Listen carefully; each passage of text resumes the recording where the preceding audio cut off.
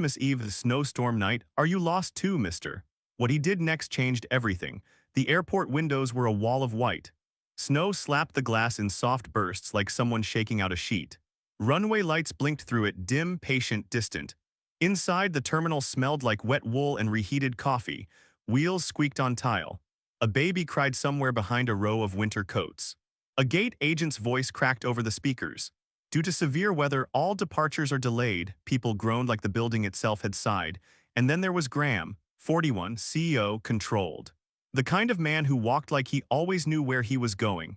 He stood near the VIP lounge entrance where the lighting was warm and the chairs were leather and the quiet felt expensive. His coat was spotless. His hair was perfect. His face never flinched. He checked his phone. A dozen messages, a board call pushed, investors waiting, driver texting, all the usual. The storm didn't care. Graham stepped into the lounge anyway. Heat brushed his cheeks. He sat down, opened his laptop, stared at the screen, then closed it again without typing a word. On the side table beside his carry-on sat something small. A tiny pink luggage tag worn at the corners, not attached to any bag. Just there like a habit he couldn't break. His thumb touched it once, quick, then he tucked it back into his pocket like it was nothing. Outside the lounge, the main terminal was a different world. Plastic chairs. People sleeping upright with their bags hugged to their chests. A vending machine flashing out of order like it was proud of it. At gate 12, Clara sat with her back straight and her jaw set, doing what she always did. Holding life together quietly. Clara, 29, waitress by day, children's book writer by night, a woman with a real goal and no room for pity. Her coat was zipped to her chin. A canvas tote sat at her feet. And on top of that tote, like a small guard dog, sat a worn teddy bear. One ear folded, fur thinned where little fingers clutched it most. Her daughter, Sophie, hugged that bear like it kept her steady. Sophie, 5. Cat hat pulled low, fabric ears on top, fearless eyes. A small checkers board rested on her lap, pieces neatly stacked like she'd practiced. Sophie swung her legs and watched people rush past. Then she looked up at her mom. "Mommy, are we stuck?" Clara smoothed the cat hat gently. "Just for a bit, honey." Sophie nodded like she accepted that. Then her gaze drifted past the snack shop, past the long line at customer service, until it landed on a man standing alone near the lounge. Graham had stepped out to take a call. His voice was low and measured. "Yes, I understand. No, tomorrow won't work." Sophie climbed off the chair. Clara reached for her too late, small boots on tile, a brave little march. Sophie stopped a few feet from Graham and looked up at him like she was studying a puzzle. Then she asked, simple and clean, "Are you lost too, mister?" Graham stopped mid-breath, not dramatic, just a pause. Like the whole airport got quiet for 1 second. Clara hurried over, embarrassed. "Oh, Sophie, I'm so sorry." Graham lifted a hand, not to push them away, just to slow the moment down. "It's all right." Sophie tilted her head. "You look like you're waiting for somebody who isn't coming." Clara went still, because that didn't sound like a kid line, but Sophie's face was honest. Like she'd said it the way kids say the truth without knowing it hurts. Graham swallowed. His eyes flicked to Sophie's teddy bear, then to the cat hat, then back to Sophie's face. He didn't correct her, he didn't smile, he just said quietly, "I'm not lost." Sophie nodded once like she didn't believe him, then she pointed at the checkers board. "I'm good at checkers." Clara tried to tug her back. Sophie hugged the bear tighter. "My bear is warm," she said, offering proof. "You look cold." Graham's jaw tightened, just once, fast like a flinch he didn't want anyone to see. A loud metallic rattle echoed, an airport cart crossing a seam in the floor. The storm hit the glass harder. The gate agent returned to the mic, voice strained. "All flights are now canceled until morning. Please see the desk for rebooking." A wave of noise rose, people stood up, bags lifted, tempers sparked. Clara's shoulders sank, but her voice stayed steady. "Okay," she whispered to herself. "Okay." Sophie tugged her sleeve. "Mommy, where do we sleep?" Clara blinked. She didn't want Sophie to see panic. So she rummaged through her tote, checking pockets, zippers, the little side compartment. Then her hand stopped. Her face stayed calm, but her eyes shifted. Her wallet was gone. Clara inhaled through her nose like she was counting to 5. Sophie watched her carefully. "Mommy," Clara forced a small smile, "it's okay, sweetie." But her eyes were already scanning the floor, the seats, the path they walked from security. Sophie's teddy bear slipped from her arms and hit the tile with a soft thump. When she grabbed it, the old seam along the side finally gave up. A rip opened. White stuffing peeked out like snow. Sophie gasped and held Mr. Buttons like he was fragile. "No, no, no," she didn't cry, she did something worse. She whispered to the broken bear, "It's okay, I'll fix you." Graham stared at the rip. At the careful way Sophie held the bear. At the tiny determination in her voice. Beat, he lowered his phone. He looked at Clara, really looked. Then he spoke, minimal and respectful. Is there anything you need right now? Clara's pride rose like a shield. We'll manage, Graham nodded once. He didn't argue. Sophie looked up at him and said, if you're lost, you can sit with us. Graham hesitated. A man like him had rules, protocol, distance, but the bear was torn, the wallet was gone. And the child's voice had slipped past his armor. He nodded. Okay, he said, quiet, just for a minute. And Clara, tired, guarded, but watching Sophie's face, didn't stop it, not yet. Because sometimes you don't accept help for yourself. You accept it so your child doesn't learn the world is cold. Airport food court, late night, they found a small corner table near a closed pretzel shop. Not cozy. But out of the crowd. Clara sat with her tote on her lap, fingers moving fast, phone, pockets, zipper, phone again. No wallet, no ID, no cash. She pulled up her bank app and froze. Then she did what competent people do when they're scared. She took a breath, tapped freeze cards. Her thumb shook once, then she steadied it. Sophie set the checkers board down like it was a solution. Mommy, she said, checkers first. Clara blinked, surprised by the wisdom, then she nodded. Okay, she whispered, checkers first. A shadow fell across the table. Graham stood there with 2 paper cups. He didn't smile. He didn't try to charm, he just looked awkwardly human. I wasn't sure, he said, holding the cup slightly forward, but I brought cocoa. Is that okay? Clara's first instinct was to refuse, pride does that. But Sophie's eyes widened. Cocoa? Graham nodded once. Clara watched him how he asked, not assumed. She nodded. That's okay, thank you. He set the cups down gently, then he stayed standing, waiting, respecting space. Clara noticed. You can sit, she said, cautious but polite. Graham sat across from them, not too close. Sophie pointed at him. What's your name? Graham, I'm Sophie. Clara added, soft but firm. I'm Clara. Sophie pointed at her cat hat. You like my hat? Graham studied it seriously. It's memorable, Sophie grinned. That means yes. Clara sipped the cocoa. Warmth spread through her chest like a small mercy. Sophie hugged the torn teddy bear. Mr. Buttons got hurt, she explained. Clara reached for the bear. I can sew it, she said quickly, like she needed the world to know she wasn't helpless. I just don't have my kit, Graham nodded. I can get one, Clara shook her head. You don't have to, Graham's voice stayed calm. May I? That word again, permission, not rescue. Clara's shoulders loosened a fraction. If you find one, she said, yes. Thank you, Graham stood and walked toward a convenience kiosk. Sophie watched him go. Don't get lost, she called. Graham paused, then said without turning fully, I'll try. While he was gone, Sophie pushed a red checker toward Clara. You're red, Sophie said. Clara moved a piece. Sophie jumped it immediately. Ha, Clara gasped dramatically. Oh no, I've been defeated. Sophie laughed, bright, quick. A tiny moment of normal, then Clara's phone buzzed. A text from her friend. Are you okay? I saw something online. Clara frowned. What online? Another text. CEO stuck in airport with young mom. Clara's stomach tightened. She looked up. Across the food court, someone had filmed them earlier. Not close enough to show anything real, just enough to twist. A wrong caption, a wrong story, because people assume the worst faster than they assume the kind. Graham returned with a travel sewing kit. And without making it a big deal, a paper bag, crackers, banana, peanut butter pack. He set the sewing kit down first, then the food. It was on my way, he said. Clara's pride flared. Graham softened his tone just a touch. The terminals will start clearing soon, he added quietly. They don't want people sleeping in the open areas all night. A clock running under the warmth. Clara nodded. Thank you. She opened the kit and began stitching Mr. Buttons with steady hands. Sophie watched like it was surgery. Graham watched like it was a lesson. Sophie leaned in. Do you have kids? Clara's needle paused. A mother knows when a question can cut. Graham didn't flinch outward, but his eyes shifted far distant. Softly, I did. Sophie blinked, confused. Did they go to sleep? Clara started gently. Sophie, Graham raised a hand, not stopping her, just acknowledging. It's okay, he said, then he changed lanes carefully. Do you like checkers? Sophie lit up like a porch light. Yes, may I play? Graham asked. Sophie giggled. You're gonna lose. Clara finished the stitch and added something without thinking, a tiny heart-shaped patch along the seam. Mr. Buttons was whole again. Sophie hugged him and sighed like her whole body had been holding its breath. Micro payoff. Then Sophie pushed the board toward Graham.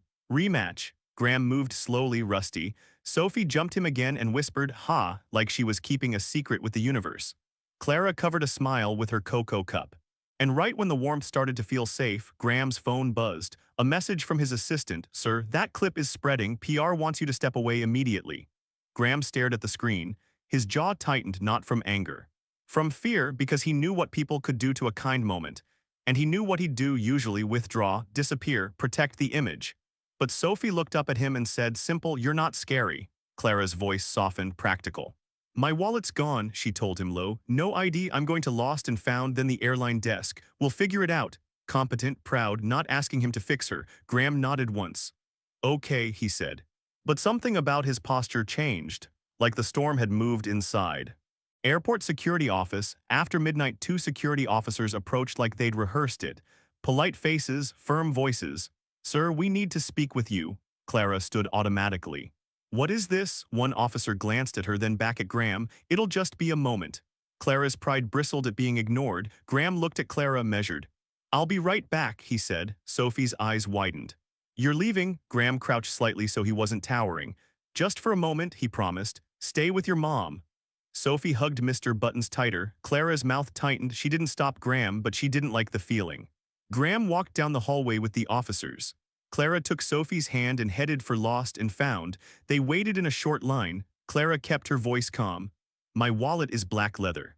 There's an ID, 2 cards, a library card, and a little sticky note with my daughter's emergency numbers." The clerk checked a bin. Nothing. Clara swallowed and nodded like she expected it. "Okay. Thank you." Then she went to the airline desk. Longer line, tired faces. A man yelled about Christmas. A woman cried quietly into her sleeve. When it was Clara's turn, she spoke clearly. "My flight is cancelled. I lost my wallet. I need a rebook and a place to rest for my child." The agent asked, automatic, "Do you have ID?" Clara's stomach dropped. It was in the wallet. The agent's expression didn't change. "I can't issue a voucher without confirming identity." Clara nodded once. No tears, no begging, just a quiet retreat. She crouched beside Sophie, smoothing her cat hat. "It's okay," she said softly. "We'll figure it out," Sophie whispered. "Did I do bad?" Clara's chest tightened. "No, baby, you did nothing wrong." But Sophie's eyes stayed on the hallway where Graham disappeared. Meanwhile, Graham sat in a small office chair under fluorescent lights that made everyone look tired. A supervisor stood beside a monitor. On the screen was a paused video, grainy, angled wrong, Graham at a table. Clara and Sophie beside him. A caption overlaid like poison, "CEO caught hiding with strangers at airport. What's really going on?" The supervisor spoke carefully. "People flagged it, we're documenting." "It's routine." Graham's voice stayed even. "They're a mother and child. I brought Coco." The supervisor nodded. "I believe you, but the internet doesn't wait for facts." Graham stared at Sophie's blurred cat hat on the screen. "Beat, where are they now?" he asked. "At the airline desk area."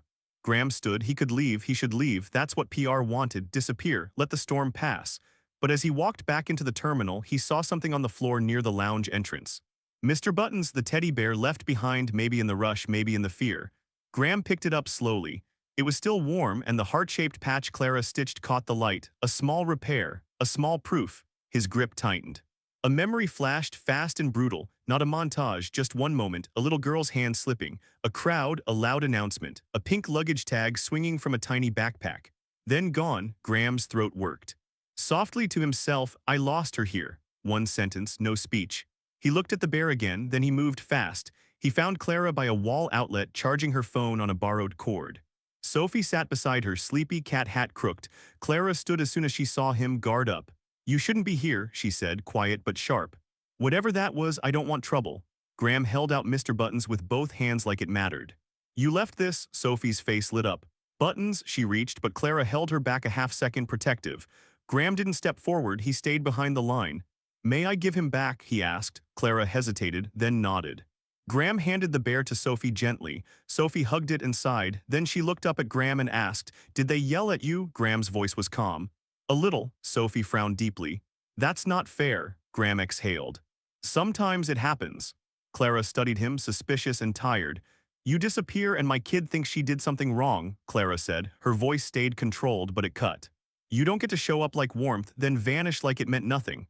Graham nodded once, accepting it. "You're right," he said quietly. "I'm sorry." Sophie tugged Clara's sleeve. "Mommy," he brought Buttons back. Clara's jaw flexed.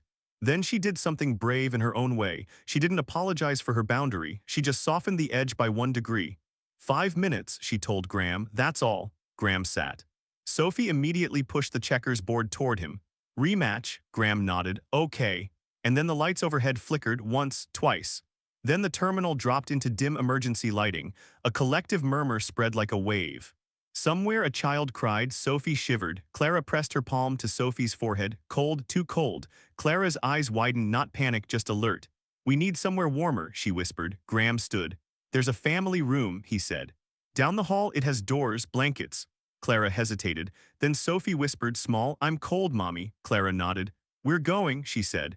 And they followed Graham into the dim hallway with the teddy bear tucked close and a misunderstanding still hanging in the air like frost.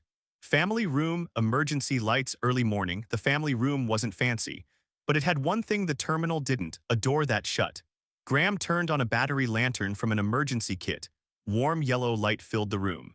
Old couches, a bin of blankets, a faded mural of clouds on the wall smudged where little hands had touched it over the years.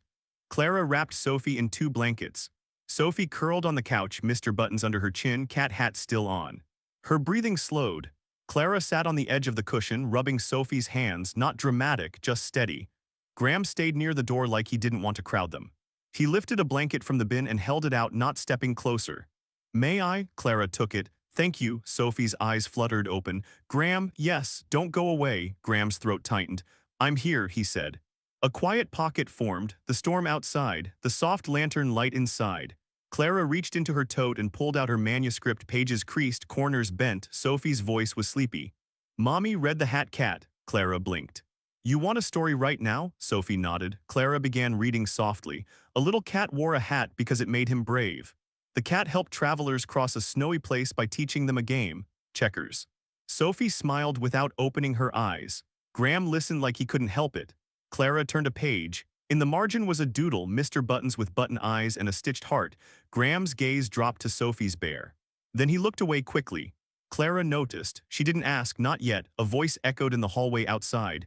They're clearing terminals in an hour. Anyone without a voucher needs to move. Clara's spine straightened. There's the clock again. She checked her phone, a voicemail icon. She pressed play. A woman's professional voice. Hi Clara, thanks for sending your manuscript. After review, we've decided not to move forward. Clara stared at the screen. Her face didn't crumble, but something in her eyes closed like a door locking. She hit delete. Then she said, flat and American and painful, it's fine. Graham didn't rush in with comfort. He didn't turn it into a speech. He just said one quiet witnessing line, you're doing a good job. Clara's throat moved. She blinked slowly. Thank you, she whispered like the words cost her something. Graham looked at Sophie again, then down at his own hands. His voice stayed low. I can help with the voucher, he said, not by skipping rules, by doing it the right way. Clara's guard rose. We don't need, Graham nodded, accepting the boundary. Understood, then gentle. Would it be okay if I tried anyway, for your daughter's warmth, not for pride? Clara hesitated. Her pride wanted to refuse. Sophie shifted and whispered, half asleep, warm room. Clara exhaled. One call, she said. And I'm paying you back. Graham nodded. Fair. He stepped into the hall and made a call not to PR, to an airline manager he knew from a literacy fundraiser, a human connection, not a power flex. He spoke quietly. Then he asked security to verify Clara's identity with secondary questions since her ID was missing. He came back in. Security can verify you at the desk, he told Clara. You'll answer questions. They'll issue a family voucher. There's a hotel with availability. Clara stared at him. How? Graham's voice stayed simple. I asked, that's all. Clara nodded slowly. Okay. Sophie stirred awake and saw Clara's face. Hotel, she mumbled. Clara smiled, small and real. Yes, hotel. Sophie hugged Mr. Buttons. He's brave, she whispered. Graham's voice softened. So are you. Sophie looked at him seriously. Are you brave? Graham answered after a beat. Not always. Sophie patted the teddy bear like a therapist. Then you can borrow Buttons. Clara opened her mouth to refuse, but Graham didn't reach for the bear. He respected the moment. He asked instead. Would it be okay if he stays with you? I think he's doing important work tonight. Sophie nodded solemnly. He is. They stood to leave. Clara gathered her tote, manuscript, checkers board. Graham opened the door, letting Clara and Sophie go first, not claiming the space, just holding it. As they walked toward the desk, Graham's phone buzzed again. PR messages stacked like falling dominoes. Sir, step away now. This could hurt you. We need a statement. Graham stared at the screen. Then he looked at Clara, tired, proud, walking fast with her child wrapped in blankets, and he made a mistake, not a cruel one. A scared one. He slowed down, his face tightened. Clara noticed instantly. What? She asked, guarded again. Graham swallowed. I might need to leave, he said quietly. For a moment, the internet, Clara's eyes hardened, of course. Warmth then vanish. Sophie looked up, confused. You're going away again? Graham flinched at the word again. He looked at Sophie, then at Mr. Buttons, then back at Clara. He wanted to explain his fear, but he didn't, not yet. Because sometimes people don't need reasons, they need presence. Graham took a breath, and instead of turning away, he put his phone on airplane mode right there in front of them, a grounded choice. Then he said, steady.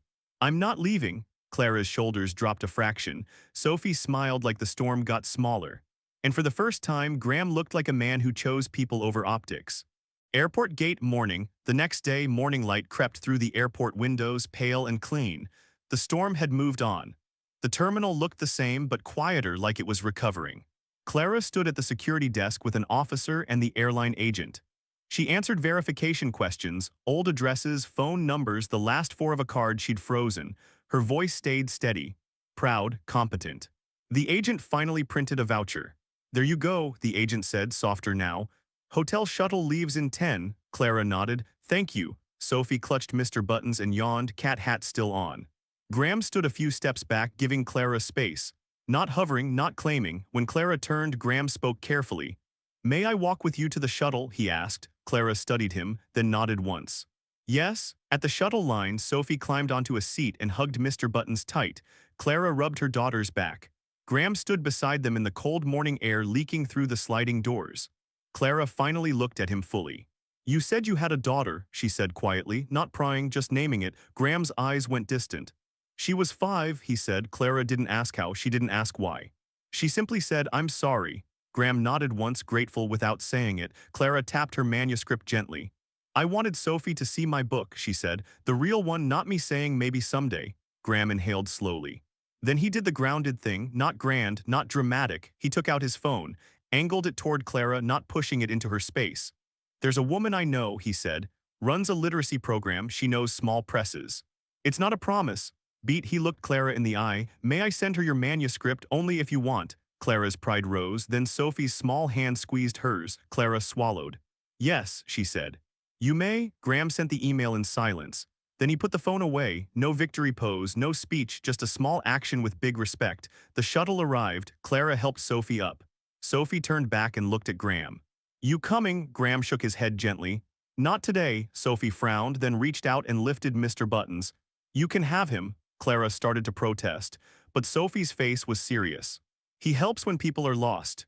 Graham's throat tightened. He didn't grab the bear, he asked. Would it be okay if I hold him until you get home, and I promise I'll return him? Sophie nodded. Okay, Graham took Mr. Buttons carefully like he was holding trust itself. Clara watched and her guard softened just enough to show warmth. Thank you, she said. Graham nodded. Thank you. Sophie waved as the shuttle pulled away.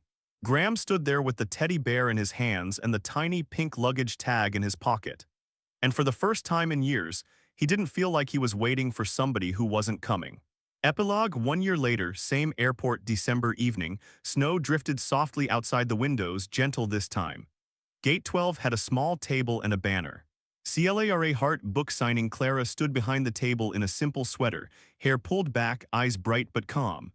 Sophie sat beside her, older by 1 year, cat hat still her favorite. Mr. Buttons sat upright, freshly cleaned and still worn.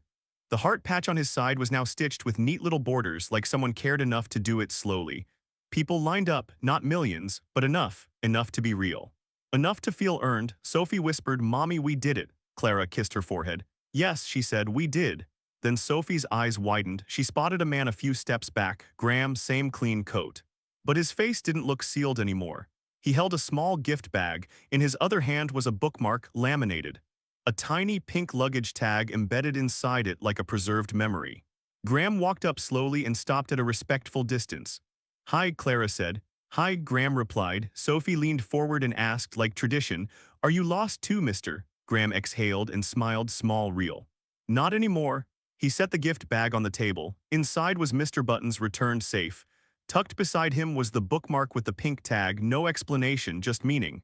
Clara's eyes glistened, but she held steady. Thank you, she said softly. Graham nodded once. Your book, he said, minimal, honest. It's good. Clara signed a copy and slid it toward him. Graham accepted it like it mattered. Like it was proof that a storm night didn't just pass, it changed things. Sophie pushed a checkers board across the table. Rematch? She asked. Graham's smile widened a fraction. Yes, he said. Rematch? And as the airport moved around them, announcements, luggage wheels, busy footsteps, Gate 12 held something else. A repaired bear, a printed book, a man who stayed, a child who bridged, and a mother who kept her dignity the whole way through.